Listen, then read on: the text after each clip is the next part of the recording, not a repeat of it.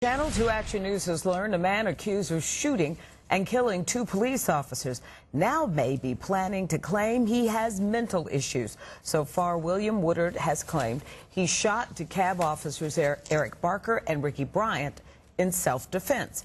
Investigative reporter Jody Fleischer has how this latest filing could affect the death penalty case.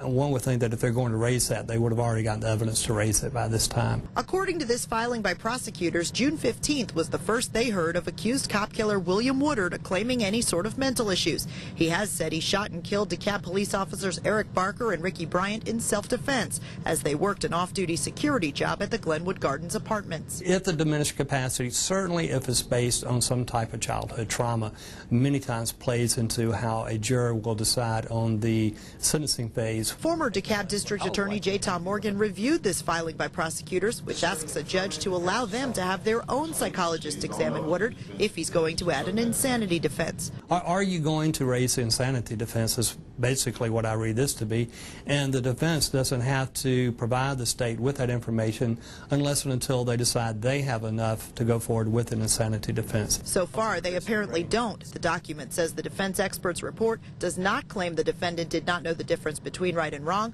nor does it claim the defendant was suffering from any delusional compulsion. Not enough to save him from the guilt innocence, but maybe enough to save his life. There are a lot of things that jurors, it can play on their heartstrings.